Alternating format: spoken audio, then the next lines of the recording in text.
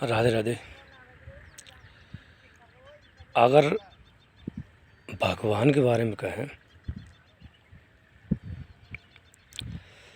तो भगवान हर किसी से परे, हर चीज़ से परे होता है। जैसे हम लोगों का ये जो शरीर है दिख रहा है,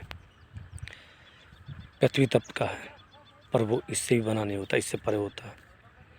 ठीक है, उसके ऊपर उसका स्वादन नहीं कर सकते।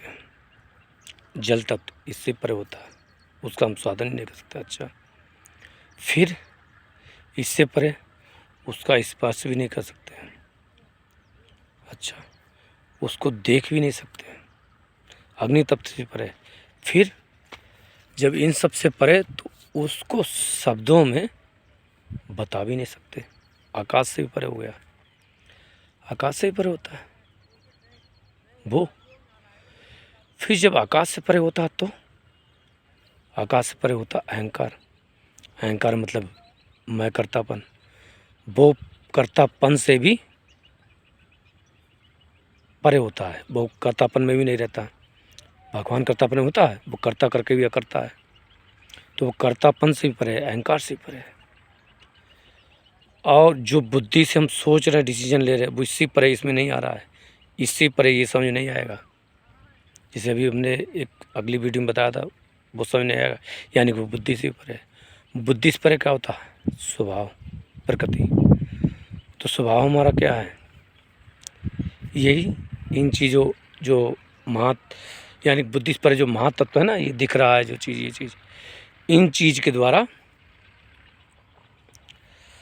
स्वभाव ग्रहण करता है। तो इन जो तत्व है इनमें भी नहीं आता है, और स्वभाव प्रकृति में, तो प्रकृति से भी उसे नहीं जान सकते हैं। अब वो जहाँ है वहाँ प्रकृति स्वभाव भी नहीं पहुँच सकता, वो अकेला वहीं पे विद्यमान है। आप समझ लो, इतनी बड़ी बात। वो अकेला एक यहीं पे विद्यमान है, वहाँ स्वभाव भी नहीं जा सकता है। वो स्वभाव से भी परे, प्रकृति से परे, पुरुष, उसी कहते हैं पुरुष, परमात्मा को। तो वो कौन है? वो हमारा ही स्वरूप है, या कह दो जो हम इससे इतनी चीज़ों से परे होंगे, शरीर से, इससे, मन से, तब हमारा वो स्वरूप होगा। तो हम वो हैं, हमारा स्वरूप होगा, मतलब हमारा निचोड़ मंथन की आखिरी हमारी जो सत्ता होगी, हमारी वो होगी। आप कह दो कि हम जान लें, तो तुम जानते तो हो अपने आप को। जब उस स्वरूप में पहुँचते हो तो जान तो जाते हो, वो तो जानते, तुम सबको जानते हो, पर तुम जानते हो कि नहीं। अब हम में जैसे कहें कि हमें बनावट आ गई, मैल आ गया, आवरण आ गया। अब हम आवरण आ के उसको, तो ये आवरण आ गया, तो आवरण को हम जानेंगे। पहले तो आवरण में हमने स्वीकार कर लिया। अब जिस दिन आवरण को छोड़ेंगे उस दिन उसको जान लेंगे। जान क्या लेंगे? जानता नहीं है कोई बात, फिर वो द्वैत हो जाता है, जानते नहीं है, अपने स्वरूप में स्थित हो जाता है। जानना मतलब दूसरा, मतलब खुद अपने स्वरूप में स्थित हो जाता है, मतलब यानी कि स्थित क्यों हो जाता है कि उसकी स्थिति हो जाती है कि हाँ ये तो अपने स्वरूप में स्थित हो जाता है। अब पता नहीं ये बातें कितनी समझ में आ रही होंगी। अब सोचो वो कितना परे होगा जब यही बात नहीं समझ आ रही। अभी हम अगर 2020 का अपना अनुभव बता दे, तुमको ऊपर से निकलेगा। किसी को समझाते नहीं। 3 पेज का है मेरा, 3 पेज का। तो एक जने को हमने बताया भी कि महाराज हमारा थोड़ा इतना नहीं, वो बातें जो हमने लिखी थी उस समय 2020 में, वो शब्द नहीं समझ में आएंगे। और तो छोड़ ही दो, भाव कैसे समझोगे कि क्या अनुभव हुआ था। हमने कहा था कि अभी तक जो लिखा था कि अभी तक हमें ऐसा महसूस हो रहा कि हमको ठगा गया है। जैसे कि किसी से किसी के करने का कोई कारण छीन लिया जाता है, तो फिर उस स्थिति कैसे होती है। सबसे पहले का ये हुआ कि जैसे हमसे हमारे करने का कुछ कारण ही छीन लिया। अब हमें लगता हम करेंगे क्यों, करेंगे तो किसके लिए करेंगे, और क्यों करेंगे। ये शब्द थे। अब तुम बताओ, यानी कि बिल्कुल शांत, कुछ क्या करें, वो खत्म, कर्तापन खत्म हो जाता महाराज, ऐसा हो जाता है स्थिति। फिर जब राधा रानी कृपा, वो कहती कि नहीं भाई वापस आ जाओ, थोड़ा सा हमें मान लो, तो फिर वो द्वैत में आ जाता है।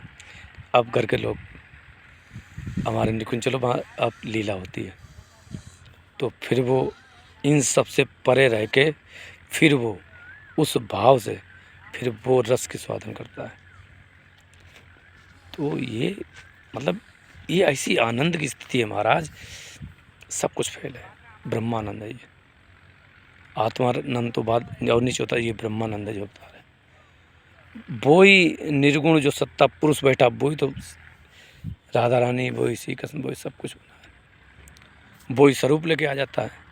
चाहे सच्चिदानंद का हो, चिदानंद का हो, कुछ भी कहो, वो ही एक ऐसी देह लेके आता है जो कि इन सब पंचभूतों से परे होती है।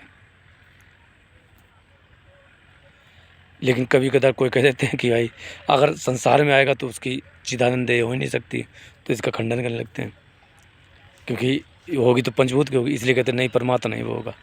वो ये कहने लगते हैं जो ब्रह्मज्ञानी या आत्मज्ञानी होते हैं, ऐसा नहीं हो सकता, इसमें आएगा तो वो इसके आदि नहीं होगा, उनका मानना ऐसा है। तो उनसे मैच नहीं खाते जैसे साकार सगुण वाले या साकार स्वरूप मानते हैं निगुण वाला का। स्थिति एक ही जैसी है, बिल्कुल आनंद की।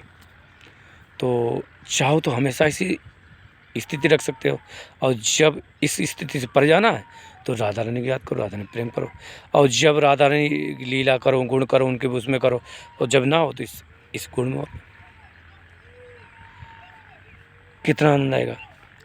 इससे जब ना हो इससे आनंद लेते रहो, और जब हो तो राधा रानी आनंद में रहो ना, हर समय आनंद में रहो।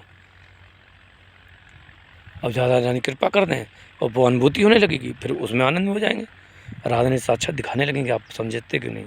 अगर ऐसी स्थिति बनी रही तो 2-3 महीने, अगर 6 महीने तक बनी रही, तो फिर उसके बाद अगर तुम सगुण हुआ हो और ये स्थिति में रह रहे हो तो वो खींच लेंगे। बता क्या कहती हैं, अनुभव बता रहे हैं, यहाँ नहीं रहोगे, यहाँ नहीं रहने देंगे, तुम खो जाओगे, फिर हम तुम्हें कहाँ ढूंढेंगे, अपनी सगी कहाँ ढूंढेंगे, इसलिए वो खींच लेते हैं, इन सबसे निकाल लेते हैं। अभी 6 महीने पहले, 7 महीने पहले ऐसा कुछ हुआ तो फिर हम एकदम, आज बहुत दिन बाद फिर ये चीज़ याद आ गई। जब बहुत ज़्यादा स्थिति करोगे तब वो उसमें बिल्कुल ध्यान, आनंद की स्थिति। आज ऐसा लगता कि 6-7 महीने तरीका पहले स्थिति तो रहती है, कभी ये भी स्थिति रहती, कभी आनंद चलता है।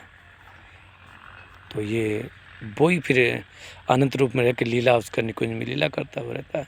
वो ये की पुरुष किसके द्वारा पता, प्रकृति द्वारा, स्वभाव द्वारा लीला करता है, दिव्य लीला। बिल्कुल दिव्य का मतलब ये है कि उस त्रिगुण की है ना, तेरा मेरा ये नहीं होता है, इसलिए दिव्य होती है। इन सबसे परे बिल्कुल देशवाई ये सब कुछ नहीं, बिल्कुल निस्वार्थ प्रेम ही प्रेम, और निष्काम प्रेम, परित के लिए वैसा प्रेम होता है, सेवा वैसे लीला चलती है। राधे राधे।